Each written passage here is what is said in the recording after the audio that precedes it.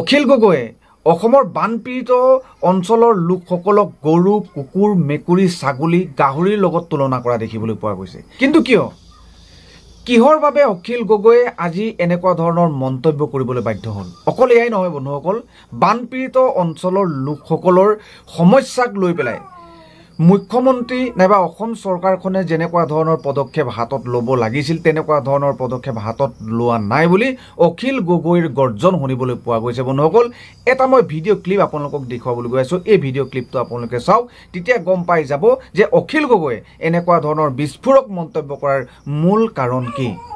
আজি অসমৰ মুখ্যমন্ত্ৰী কিন্তু তাৰ বিপৰীতে অহংকাৰৰ গজদন্ত মিদাৰত উঠি আছে। অসমৰ ৱাটাৰ ৰিচোৰ্চ মিনিষ্টাৰজন এজন চুটবুট মন্ত্ৰী।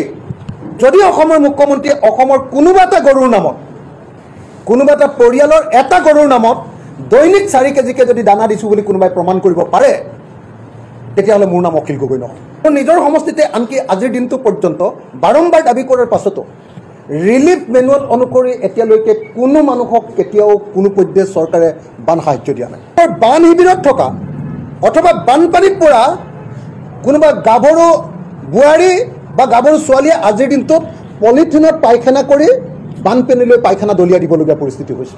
এজন মানুহক 600 গ্ৰামকৈ চাউল দিছোঁ, 100 গ্ৰামকৈ দালি দিছোঁ, মিঠাতেলৰ কথা বাদেই দিলোঁ, 600 গ্ৰামকৈ চিৰা দিছোঁ আৰু 100 গ্ৰামকৈ গুড় দিছোঁ। যদি অসমৰ মুখ্যমন্ত্ৰীয়ে ক'ৰবাত ক'ব পাৰে, মই প্ৰত্যাহ্বান জনাইছোঁ, তেতিয়াহ'লে মই মুখ্যমন্ত্ৰীৰ সন্মুখত ক্ষমা খুজিম। অসমত বান শিবিৰবিলাকত এতিয়া মানৱতাৰ বদ্ধভূমিত পৰিণত হৈছে। বান শিবিৰবিলাক অসমৰ বান শিবিৰত মানুহ আৰু গৰু, মানুহ আৰু মহ, মানুহ আৰু ছাগলী, মানুহ আৰু গাহৰি একেলগতে থাকিবলগীয়া পৰিস্থিতিৰ সৃষ্টি কৰা হৈছে। অসমৰ মুখ্যমন্ত্ৰীজনে বাৰম্বাৰ কৈ আছে যে আমি অসমক বানমুক্ত কৰিম। অসমৰ মুখ্যমন্ত্ৰীজনে কৈ আছে যে আমাৰ পইচা আছে, আমাক পইচাৰ দৰকাৰ নাই, কেন্দ্ৰীয় চৰকাৰে আমাক যথেষ্ট পৰিমাণৰ পইচা জমা দি থৈছে, আমি সেই পইচাই খৰচ কৰিব পৰা নাই। অথচ আমি সকলোৱে জানো যে এই সময়ত অসমৰ বানপানীত মানুহ এনেকুৱা ধৰণে ক্ষতিগ্ৰস্ত হৈছে যে মানুহৰ অৱস্থা নাই।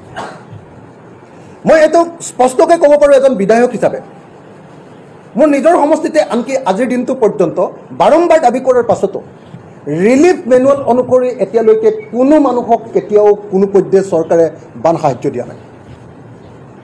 বান সাহায্যৰ ৰিলিফ মেনুৱেল অনুসৰি এজন বয়োজ্যেষ্ঠ মানুহক, বানপানীত পৰা মানুহক বা ৰিলিফ কেম্পত থকা মানুহ এজনক এদিনত 600 গ্ৰাম চাউল আৰু 600 গ্ৰাম চিৰা দিব লাগে আৰু তেখেতক 75 টকা হাত খৰচ কৰিবলৈ দিব লাগে। 75 টকা নহয়, 60 টকা হাত খৰচ কৰিবলৈ দিব লাগে। তেখেতক এদিনত 100 গ্ৰাম দাইল দিব লাগে আৰু 100 গ্ৰাম গুড় দিব লাগে।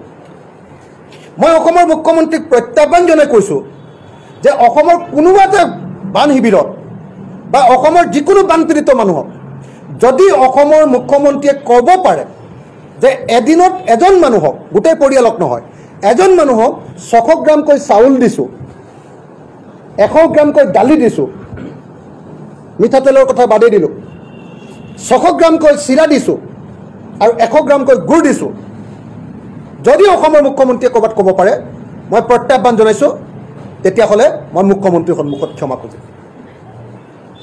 এইটো স্পষ্ট যে অসমত বান শিবিৰবিলাকত এতিয়া মানৱতাৰ বদ্ধভূমিত পৰিণত হৈছে। বান শিবিৰবিলাক অসমৰ বান শিবিৰত মানুহ আৰু গৰু, মানুহ আৰু মহ, মানুহ আৰু ছাগলী, মানুহ আৰু গাহৰি একেলগতে থাকিবলগীয়া পৰিস্থিতিৰ সৃষ্টি কৰা হৈছে। অসমৰ মানুহৰ পৰিস্থিতি এনেকুৱা যে অসমৰ বান শিবিৰত থকা অথবা বানপানীত পৰা কোনোবা গাভৰু বোৱাৰী বা গাভৰু ছোৱালীয়ে আজিৰ দিনটোত পলিথিনত পায়খানা কৰি বানপানীলৈ পায়খানা দলিয়াই দিবলগীয়া পৰিস্থিতি হৈছে। অসমৰ পৰিস্থিতি আজিৰ দিনটোত এইটো। আজি অসমৰ পৰিস্থিতি এইটো যে অসমৰ মানুহে এতিয়াও বানপানীৰ লেতেৰা কৰ্দৰ্য পানী খাই এতিয়াও বসবাস কৰিবলগীয়া হৈছে। মই অসমৰ মুখ্যমন্ত্ৰীক প্ৰত্যাহ্বান জনাই কৈছোঁ যে এটা বানপানীত পৰা এলেকাৰ মানুহক যেনেকৈ 600 গ্ৰাম চাউল দিব লাগে, ঠিক তেনেকৈ এটা গৰুক আপোনালোকে সকলোৱে জানে যে খাদ্যৰ কাৰণে 4 কেজি পশুখাদ্য দিব লাগে। এটা গৰুৰ কাৰণে এদিনত 4 কেজি, এটা মহৰ কাৰণে 5 কেজি, এটা ছাগলীৰ কাৰণে 1 কেজি পশুখাদ্য আৰু এটা ঘোঁৰাৰ কাৰণে 5 কেজি পশুখাদ্য আৰু এটা গৰুৰ কাৰণে বা এটা মহৰ কাৰণে 75 টকা এক্সট্ৰাকৈ আকৌ সেই পৰিয়ালটোক দিব লাগে। মই অসমৰ মুখ্যমন্ত্ৰীক প্ৰত্যাহ্বান জনাই কৈছোঁ যে যদি অসমৰ মুখ্যমন্ত্ৰীয়ে অসমৰ কোনোবা এটা গৰুৰ নামত কোনোবা এটা পৰিয়ালৰ এটা গৰুৰ নামত দৈনিক 4 কেজিকৈ যদি দানা দিছোঁ বুলি কোনোবাই প্ৰমাণ কৰিব পাৰে তেতিয়াহ'লে মোৰ নাম অখিল গগৈ নহয়। আজি অসমৰ পশুবিলাকৰ যি দুৰৱস্থা হৈছে মানুহ জীয়াই থকা অৱস্থাত নাই। আজি অসমৰ মুখ্যমন্ত্ৰী কিন্তু তাৰ বিপৰীতে অহংকাৰৰ গজদন্ত মিদাৰত উঠি আছে। অসমৰ ৱাটাৰ ৰিচোৰ্চ মিনিষ্টাৰজন এজন চুটবুট মন্ত্ৰী। তেওঁ যিটো ড্ৰেছত মানে বানপানীত পৰা মানুহৰ ওচৰলৈ যায় আৰু যিটো সুৰত কথা কয়, কথা শুনিলে এনেকুৱা লাগে যেন এজন ৰজা মহাৰজা আহিছে আৰু সেই ৰজা মহাৰজাক সন্মুখত আমি প্ৰজাবিলাকে তেওঁলোকৰ সন্মুখত আগতে যেনেকৈ ছাতিটো জপাই আঁতৰি দিব লাগে ৰজা আহিলে, তেনেকুৱা পৰিস্থিতি আজি সৃষ্টি কৰা হৈছে। আজি অসমৰ মুখ্যমন্ত্ৰীজনৰ কাৰণে হাতীমূৰা মথাউৰিটো ভাগিলে। অসমৰ মুখ্যমন্ত্ৰীক তোষামোদ কৰিবৰ কাৰণে তেল দিবৰ কাৰণে কলিয়াবৰৰ হাতীমূৰা মথাউৰিটো আপোনালোকে সকলোৱে জানে যে তাৰ যিখন স্লুইচ গেট আছিলে কলমেদি পানী বোৱাই নিবৰ কাৰণে ব্ৰহ্মপুত্ৰৰ পৰা এখন 2 নম্বৰী স্লুইচ গেট বনাইছিলে। মুখ্যমন্ত্ৰীক দেখুৱাবৰ কাৰণে এদিন মুখ্যমন্ত্ৰীয়ে চাহ খাবলৈ আহিছিলে কলিয়াবৰ, তাৰপিছত পীযুষ হাজৰিকা আৰু কি কয় কলিয়াবৰৰ কেশৱ মহন্তই তেল মাৰিবৰ কাৰণে তোষামোদ কৰিবৰ কাৰণে আমাৰ কলঙেদি পানী বৈছে চাওঁ বুলি দেখুৱাবৰ কাৰণে আগফালৰ মথাউৰিটো জেচিপি লগাই ভাঙি দিলে আৰু পিছফালৰ স্লুইচ গেটখনো এনেকৈ খুলি দিলে। খুলি দিয়াৰ পাছত স্লুইচ গেটখন বন্ধ কৰিব নোৱাৰা হৈ গ'ল।